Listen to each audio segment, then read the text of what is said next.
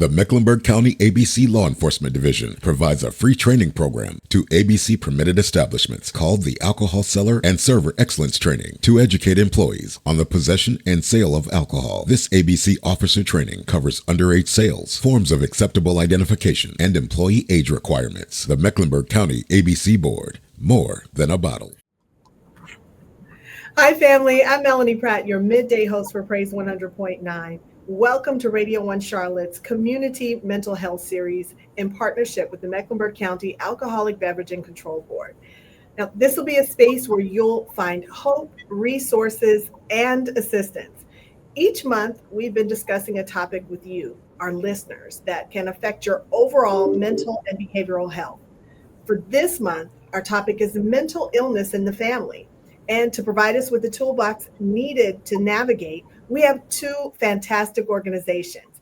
In no particular order, the first organization is Center 360 Incorporated with Ms. Akila Hamilton Stewart, Executive Director. And the second organization is Supportive Housing Communities with Ms. Kiana Simmons, Chief Program Officer.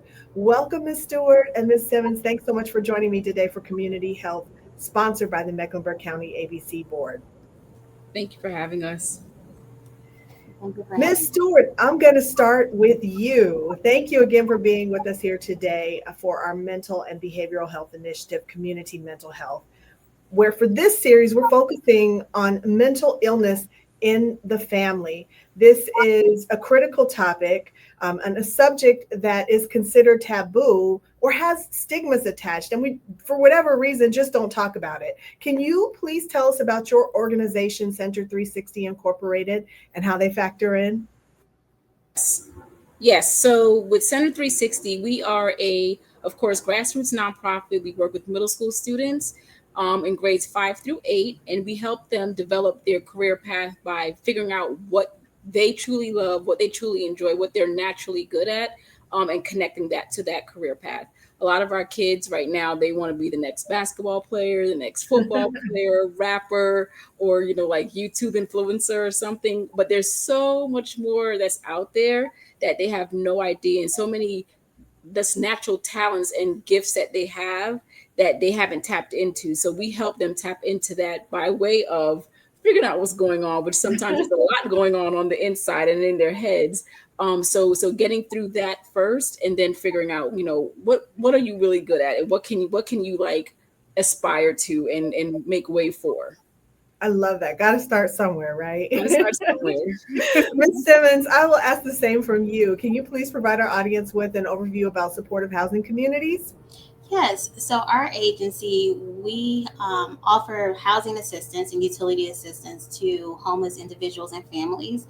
And so this includes children as well. So it's a family unit. And what that looks like is we pay rental subsidies, and, we help them get into their first home. And then once they're in their housing, we also offer those wraparound services so they can be successful on their own.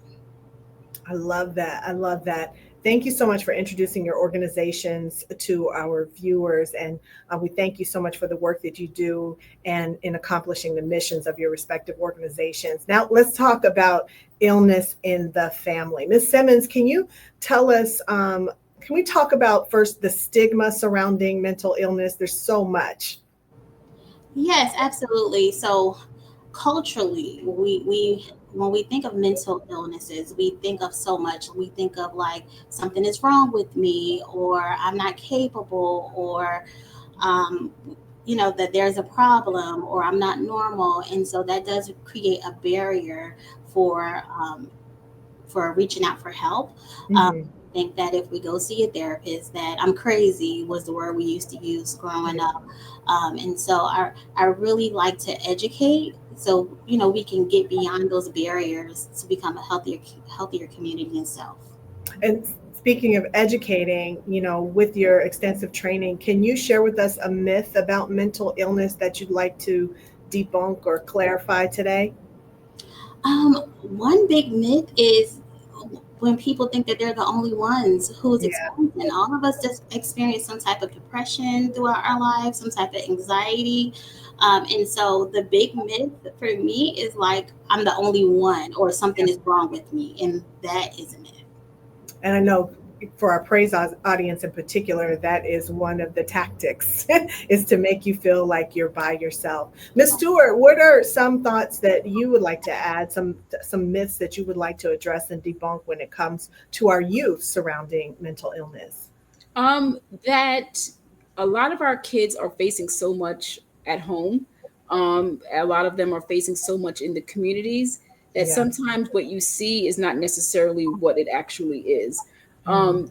There are a lot of kids who are super unhappy, depressed, because mom and dad are not together, or dad stopped coming around, or even mom stopped coming around, or they can't go outside because of the gun violence or anything that's happening outside their doors. So there's a lot of myth of their behaviors are just because they just want to act out and don't want to listen, whereas it's a lot deeper than just the surface behaviors of what you see with our kids. There's a lot going on inside of them, especially in that middle school age group where they're not only dealing with the outside factors that's going on, but internally they're going through a whole bunch themselves, and they're trying to figure out what's these new feelings and new things that's happening, and what do I do with it. So just being patient with our babies and making sure that we're not just putting them in a box just because of what their outside behaviors may look like, but really digging in and getting to know them to figure out what's really going on.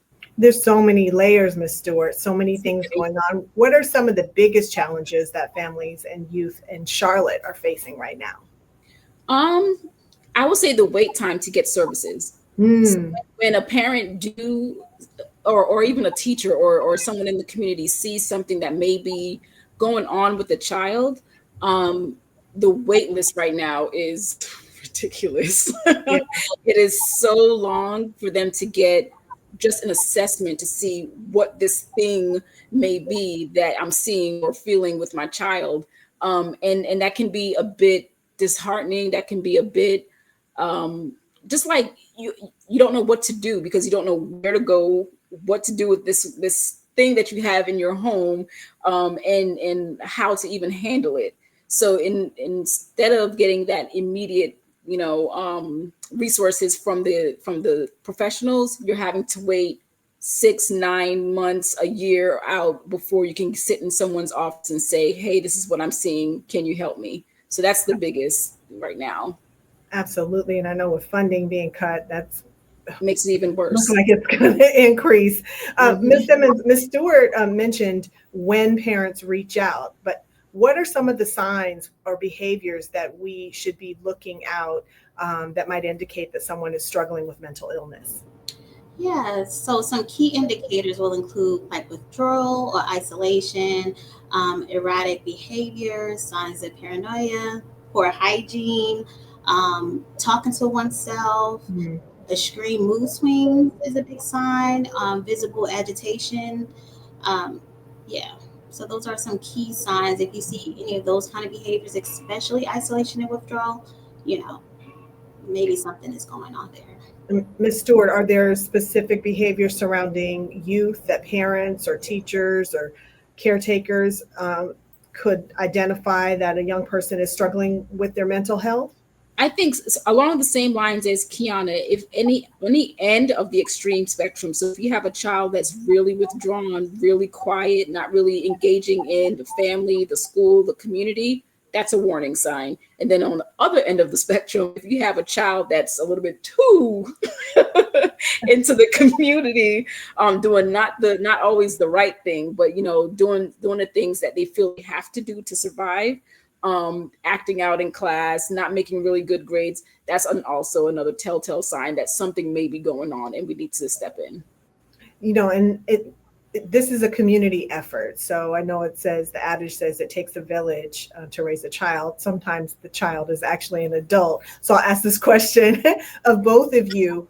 Sometimes we're in proximity to someone who we believe is struggling with mental illness and or having mental challenges. How would each of you suggest that we approach a family member if we see some of the signs or behaviors? Ms. Simmons, if you could go first, and then Ms. Stewart. Yes, I will approach with empathy, right? Not accusatory, especially not in a moment where maybe it's heightened emotions. Wait until it's a time where the person can actually hear you. And so approach it with empathy, approach it with compassion and concern, right? Because if you do it during an argument or anything like that, they're not going to be able to hear what you're trying to say or even take your concerns serious. Absolutely. Ms. Stewart? So something that we do at Center 360, we're very intentional about walking our kids out to their parents' cars when it's dismissal time. And during that time, we have that one-on-one family session with each child where we can say, hey, tell your parent how your day went. And we can be that advocate for them to say, yeah, they may have had a rough day, but this is why, or this is some things that we were seeing. Are you seeing the same things at home? And we can have that dialogue and keep that communication open. So that way we're able to be in the family, because that we're very intentional about keeping our numbers low. So that way we can have hands on all of our families and be there as a true support for them. So that's something that we do, is just make sure that we're connecting directly with our parents so they know that they do have that support. They do have that advocate, and whatever it is that they need, we try to step in to be that support for them. Thanks so much, Ms. Stewart. I know you earlier were talking about one of the barriers is the wait time once someone reaches out. Ms. Simmons, can you address some of the biggest barriers that families who are dealing with mental illness and health issues experience when they're trying to access mental health care? And then maybe take it one step further and add on if they're also dealing with homelessness and how this compounds issues. Yes, absolutely. And so, for those who are experiencing not only mental health concerns, but also homelessness, some of the biggest barriers is transportation to get to said appointments. And even though now we are living in a time where we can do virtual appointments, they don't have computers or phones or in a space where they can, a safe space where they can express or, and address those concerns. We got lack of health insurance because there are agencies that do it for free that offer that pro bono work, but the wait time is really long. And then even if you have health insurance, like Ms. Stewart said earlier, long wait lists, and then difficulty navigating like complex systems is another big barrier. And then also for those who are experiencing homelessness, especially if they've been outside for a long time, they don't trust. So lack of trust of systems, right? It's hard to get past like that first layer to get them to want to open up. And then when we think of the Maslow hierarchy of care, like if they're not housed, they're not thinking about their mental health right now because that's not what is on their forefront. And so first we want to get them housed and then we can address the rest. Ms. Stewart, your organization has been deeply involved in supporting our youth. Can you tell us about your intentionalism about after school programs? Yes. So we are super intentional about after school because those hours between 3 to 6 is when parents are still at work and their children are at home. Their children sometimes will go home and do what they're supposed to, and sometimes they'll be out in the streets doing things that they're not supposed to. So we are very intentional about keeping our kids safe. We don't want them out there with drugs. We don't want them out there with doing, having sex and being unsafe. We don't want them out there, robbing and stealing and all of the things that they can stay away from if they have a safe place to come to, which is why we make sure that we are available and ready to take them in during those hours, during the after school hours, to make sure that while parents are getting off of work, traveling in all the traffic of Charlotte, while they are picking up the little ones from school or from daycare, they know that their child is somewhere safe with adults who are able to take care of them, teach them some things, and make sure that they're handed off to another adult instead of, fending for themselves while at home. Thanks so much, Ms. Stewart. Ms. Simmons, supportive housing communities, can you share with us what kind of support you offer through case management and client navigation surrounding mental health? Yes. So our case managers, what we do is we meet the families where they are. So once they are housed, so before they are housed, we have a housing team who will find them housing and negotiate with landlords on and go through the lease and help them with that whole process. We also offer something called a master lease, and those are for those families that's struggling with they can't sign a lease on their own basically Mhm. because now you need three times the rent, you need perfect credit scores and all kinds of things. And so what that looks like is we will sign the lease on their behalf and they'll become our occupant, and to help build up those barriers until they can get a lease in their own name. And that's another way we get them off the streets. But once they are in housing, our case managers, they go in monthly, sometimes multiple times a month. They help them address or help them reach any goals they may have. So some people want to go back for their GED. Some it just depends on what it is. Whatever your identified goals are, so they help you with those. And then we also have a life skills navigator, and what they do is they'll go into the homes for those who need just a little bit more care.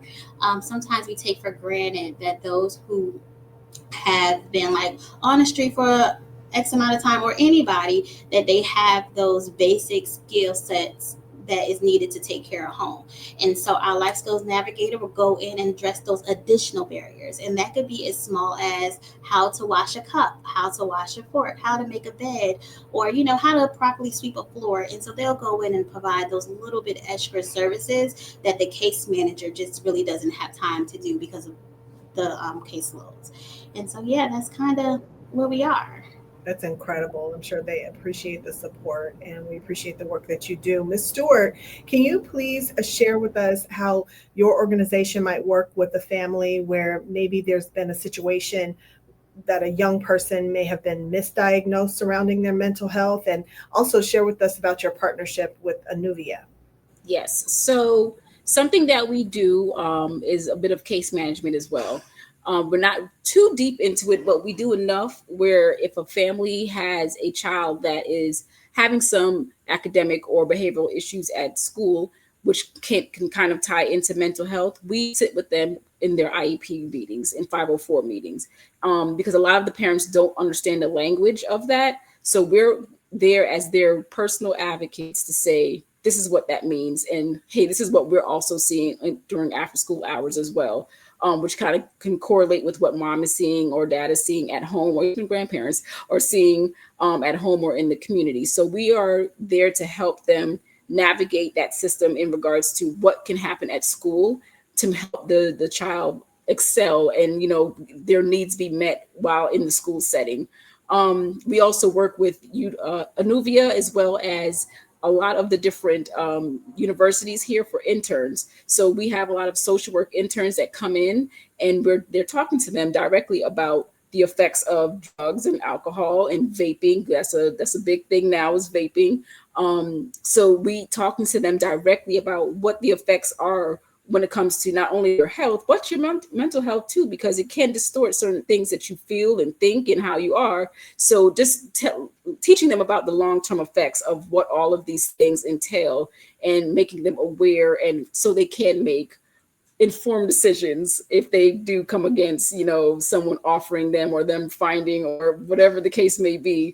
But if that comes their way, they can make more informed decisions in regards to the drugs and the alcohol, and as well as vaping.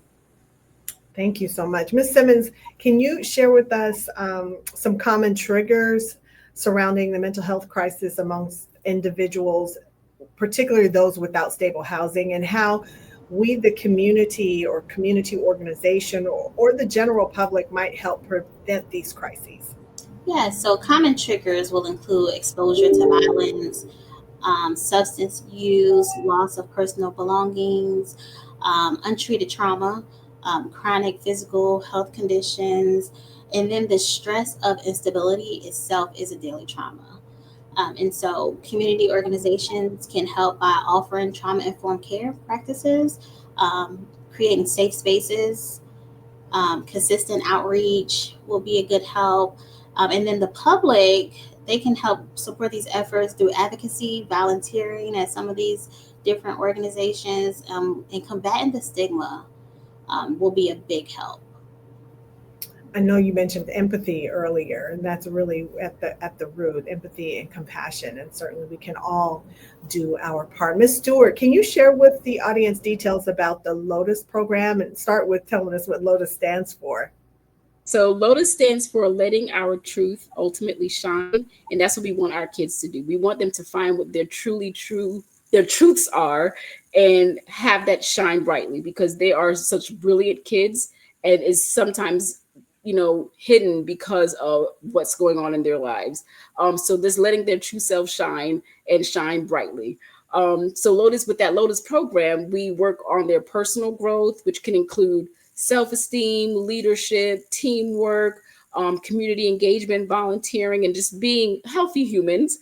Life skills training. We're talking about money management. We're talking about nutrition. We're talking about hygiene, etiquette, time management, and that can help them as they grow older. Even those soft work skills, we're helping them with all of that at the middle school age. So as they get into high school and they're starting to truly volunteer for their hours so they can graduate and then getting their first jobs, they already have those skills set and they can use those as they get older. Another thing, as I mentioned earlier, is career exposure. So we're not trying to have the next LeBron James or the next Cam Newton, or I'm not sure who the new ones are these days. I don't watch sports like that, but we're not trying to, build that next big name, but we're trying to expose them to what, if you don't make it on the court and if you don't make it on the field, what are some other careers that surround athletics where you can be in that same space? It could be tech. It could be coaching. It could be physical therapy. It could, even with music, it can be producing the music. It could be doing the sound, the lighting, songwriting. A lot of our kids like to write short stories or like to write poems. That could be turned into a song, and you could be a ghostwriter. So different things. Let's expose them to those different things within the areas of those different fields where they are not thinking of, or maybe never even heard of, and shining light on that because we see that gift in them. Absolutely, help directing their passions. Absolutely. Ladies, I know we've already kind of touched on this a little bit, but I'm going to ask both of you this question a little bit more specifically. How can community members, or businesses, faith-based organizations get involved in supporting your mission? Ms. Simmons, if you'll go first, and then Ms. Stewart. Yeah, so for us, sponsorships, donations, we take all kinds of donations. We try not to, when we move families into housing, we cannot move them in without bedding and furniture and all those things. So we take monetary donations, and anything anybody want to help out with will be a big help to support our mission. Um, yeah. Ms. Stewart? So for us, along the same lines, monthly donations to help us sustain throughout each month and throughout the years for our kids. Sponsorships is always great. Our kids love to eat. So snack donations, small meals, whether it's pizza or some subs or something like that. Meals is a really good thing. And also we're looking for board members. So we're looking for board members who are passionate about youth, passionate about the community, to help us move the mission forward and grow even more. So those are some different ways that, the community can get involved and help to support us. I love that. And I think the key thing is we can all give something. So maybe you don't have financial resource, but you have access to, wholesale foods. Maybe you can donate your time. The key thing is to operate in empathy and compassion and give what you can And give. even if you're in a career where you want to talk to the kids and say, this is what I do, and you may something that they may have never thought of, or something that they have thought of but haven't had that picture of, who sits in that seat. Come in, time, talent, or treasure, whichever. I Yeah. love that. Ladies, can each of you leave us with some advice for dealing with mental illness in the family, be it for a friend or a relative or a parent, or the individual themselves? And then, of course, tell us how they can get in touch with you or your organization. Ms. Simmons, if you would start. Yeah, I would say how to deal with it is first recognizing the signs, Mhm. and then seek help and know that you're not alone. And there's nothing wrong with seeking help, and there's nothing wrong with you. It's okay and it's normal to wanna be at your healthiest self. How to get in touch with us? You can go on our website at supportivehousingcommunities.org. And then there is all kinds of links that you can click on for sponsorships, donations, or you need help or inquiries. And, it's very user friendly. Thank you. Ms. Stewart. And then for us, I would leave you all with be patient. Mhm. Um, it's a rough road not only for you on the outside, but it's a rough road for the person that's dealing with it. So just to be patient with yourselves, be patient with each other. Um, do whatever you can to manage until you're able to get the professional help that you're seeking. But just yeah, be patient and be kind is what I will Be, leave. be And to get patient. I'm sorry, go ahead. yes. So with connecting with us, we are at Center 360 at so I'm sorry. We are at center360.org. Or you can email me ASTEWART Stewart at center360.org. And you can find us on all the social media outlets except for Twitter. We're not there yet. But LinkedIn, Instagram, Facebook, we're there, as well as YouTube. Thank you both so much. And I think be patient and lead with compassion and empathy are really overriding themes in both the work that you do and the support that you need. So I want to thank you so much for those takeaways and the resources for our viewers to place in their toolbox. And with that, we'll close out our series on mental illness and the family. I want to thank both of your organizations and each of our speakers today. Supportive Housing Communities with Ms. Kiana Simmons, Chief Program Officer, and Center 360 Incorporated with Ms. Akila Hamilton Stewart, Executive Director. Thank you both for the work that you do in our community. I hope that our listeners take advantage of the resources and information shared today. If you know someone that could benefit from the services provided by Center 360 Incorporated or Supportive Housing Communities, please see both of their contact information on the bottom of the screen.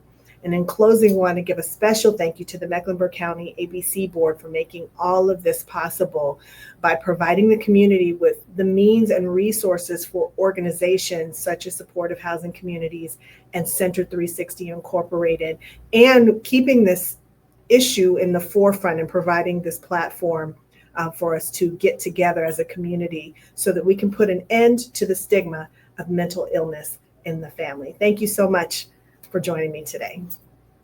Thank you. Thank you.